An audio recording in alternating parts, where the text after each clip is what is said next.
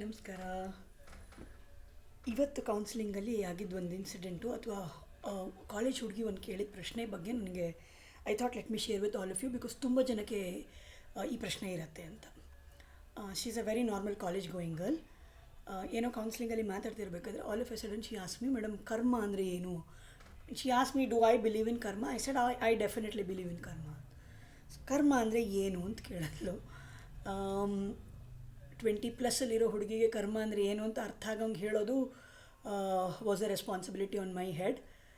So I came up with a definition and I just wanted to share that with all of you.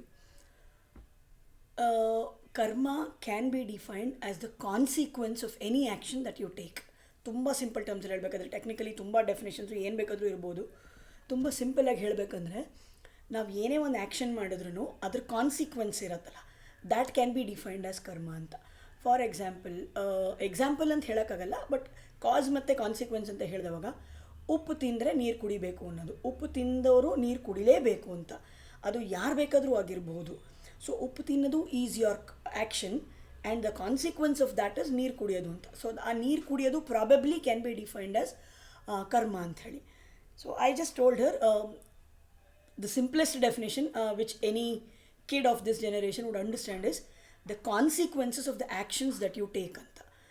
Having said that, action ತಗೊಳ್ಳೋವರೆಗೂ ನಿಮಗೆ you have the freedom, you have the liberty, you have the choice whether I should do it or not, whether I should I pursue this or not anta. But once you perform an act, once you kind of enact some things, you cannot escape from the consequences of this. Like I said, ನೀರು ಕುಡಿಯೋಕ್ಕೆ ಇಷ್ಟ ಇಲ್ಲ ಅಂದರೆ ಉಪ್ಪು ತಿನ್ನಬಾರ್ದು. ಉಪ್ಪು ತಿಂತೀನಿ ನಾನು, ನೀರು ಕುಡಿಯೋಕ್ಕಾಗಲ್ಲ ಅನ್ನೋಂಗಿಲ್ಲ. That is a bound consequence ಅಂತ.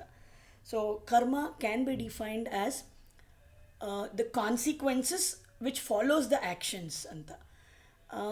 This is a simplest definition I could give to a college student. Just let me know, ನಿಮಗೆ ಬೇರೆ ಏನಾದರೂ ಡೆಫಿನೇಷನ್ ಅಂತ ಅನಿಸಿದ್ರೆ ಅಥವಾ ಸಣ್ಣ ಮಕ್ಕಳಿಗೆ ಹೆಲ್ಪ್ ಆಗೋ ಥರದ್ದು ಯಾವುದಾದ್ರೂ ಕರ್ಮ ಅನ್ನೋದಕ್ಕೆ ಡೆಫಿನೇಷನ್ ಇದ್ದರೆ just let me know. Thank you so much. ನಮಸ್ತೆ.